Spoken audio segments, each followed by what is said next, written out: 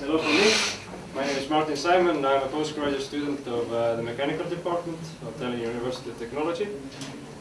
First off, can I ask how many of you guys knew that TUT had a project for nanosatellites? Okay, so most of you are aware of this. Good. I will speak for about 10 to 15 minutes. If you have any questions, please ask them at the end. And I will try to cover three topics. Firstly, why we need satellites. Secondly, I will compare the conventional satellites to the small satellite concept.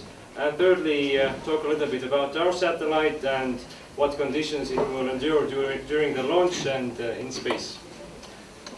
So, can you shout out why we need satellites? What are the usages? Line guy, maybe. Okay, GPS. GPS, very good. Communication. Very good. Well, actually, GPS and communication are the first that pop into the mind usually. But in the satellite market, it is emerging that we need to get pictures of Earth. Not only to predict weather and prevent disasters during environmental changes, but also to get information about food and water assurance. For example, farmers use this to make plans with their crops.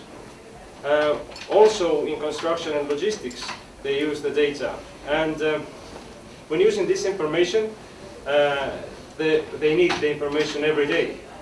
And if you use the Google images, then that is actually old data, and they can't use this for their business. So conventional satellites are usually pretty big, and they cost a lot of money. Can you guess how much a typical satellite that NASA would cost?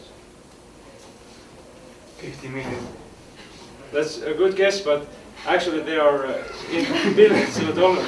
So this, for example, is Glory. Now, Glory was supposed to be climate. It's supposed to be taking pictures of Earth and to research our climate. It launched on the 4th of March 2011, and 5 minutes after launch, it landed in the Pacific Ocean. So the American public was not very ecstatic about this. Rumors spread that some engineers got fired, but I don't know for sure. Well, the question is, why the high cost? The first thing is that since these satellites are very big, they need unique solutions for unique problems. This means you need very good engineers, you need very good technology and materials. Also, when you send up a big satellite, you can only send up one satellite per rocket, which makes the per seat cost very high. And also, when you send up this kind of a satellite, when you make this investment, you want it to stay up for a long time, and you want to have the best technology on board, which again makes it more expensive. But at the same time, as we discussed, if we want to use these satellites to take pictures of Earth, then we have just only one satellite that is orbiting the Earth, and it can do only one satellite job. But we need the data every day. So the conventional satellites are developed by big agencies, but at the end of the 90s, some NASA researchers developed a concept of small satellites.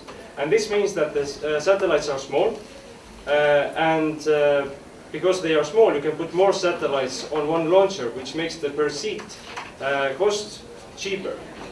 Furthermore, since they are small satellites, you need a smaller stack. And because more companies are developing the technology, you get better technology, and therefore you get more efficient satellites. Because of this, in 2010, Planet Labs, which was basically a startup company in a garage in Silicon Valley, started. And since then, since 2010, they have got an investment of $183 million and have launched successfully 113 satellites, which is the largest fleet of satellites recorded in history. Our satellite is the standard of CubeSat, which means it is 10 by 10 by 11.35 centimeters big. and it weighs a maximum of 1.33 kilograms, which means this is approximately 1,000 times lighter than the class of Glory was. Also, during the emerging markets, more companies are developing CubeSat kits and even developing mechanical parts. For example, Radius Space is an Estonian startup company that is just doing that. The biggest problem, though, is optics, and Elvis Lehtse will be talking a little bit further about this because it is a bit more complicated. Now, the satellites themselves, they go up with a launcher rocket, and they are usually put inside containers. This, for example, is a 3-unit container. This means that it will hold 3 satellites inside of it, and when it is free in space, then it will deploy the satellites. We will use most probably the Vega rocket launcher, which will reach the speed of sound in 30 seconds and will accelerate to a speed of 8,000 meters per second, during which it will have the acceleration of something of the same size of fighter jets. But during the separation processes in the different Vega stages, they will have a much higher shock and vibration conditions, and because of this we are testing our satellites in a much higher acceleration and vibration condition.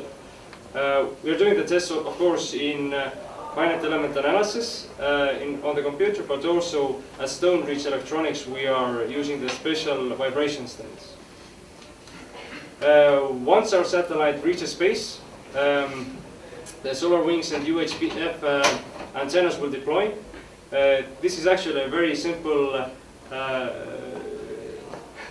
solution. It basically the wings and the antennas are held together by a fishing line, which will be burnt out by a resistor, and that then they just thanks to springs will turn open. When our satellite is orbiting Earth, it will endure temperatures from minus 40 degrees Celsius when they are out of sun's reach, but when sun is radiating, then it can reach up to 120 degrees Celsius. There is not much we can do about this because there is no convection in space, and all we can do is basically do computational analysis to make sure that the parts that become the biggest heat sinks will stay away from parts that are very tender towards high temperatures. So I will show you a short video of what the rocket launch will be like.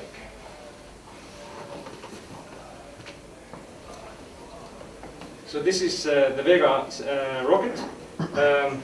It is pretty huge, but our satellites will be in this top part only. I don't know if there is sound or... So if you have any questions, I think now is a very good time to ask questions. Yeah. How much you cooperate with S-Cube guys? Some of our team members were from S-Cube, and we have asked their know-how and visited them in Tartu, and yeah, we cooperate a lot. This might be a stupid question, but how do you make sure when there are so many satellites and more going that they don't collide or they don't ruin each other or their signals don't, you know? That is actually a very good question, because the nanosatellites, they go up and they stay up there for about 1 or 2 years, and after that they start to come closer to Earth, and then they just burn in the atmosphere. So there are actually there is a lot of room around Earth, and at the same time they are coming down after 2 or 3 years. What? How many satellites fit in this rocket? The payload capacity, I think, was 2,000 kilograms. I would say that approximately maybe 1,000 CubeSats could be put up with this rocket launcher. How much? Go ahead. If they all fit inside the fairing, they will be all going to the same orbit. Am I right? This is not in my department. I can't answer this Okay. very well, but I believe so. That seems very plausible. Okay. How much does it cost to send up this nanocube? Again, this is something out of my. I think, I know the number, it should be 100,000 euros per one launch, if I'm correct. But it also varies a lot. It depends on which orbit you want to send it to. I believe for Vega it was something between $50,000 and $100,000, but I'm not very sure, so don't take my word for it. Okay, but and then you don't have guarantee if something happens with the rocket, then yeah, that this is just money. You have if insurance, maybe. Thank you for the questions, Martin. Since we're running a bit behind, we can't.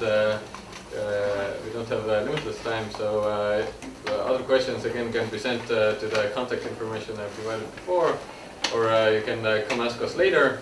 We're staying. Most of us are staying here the whole day, but Martin will now pick the best. I think actually the best question was the question about what happens to satellites in space.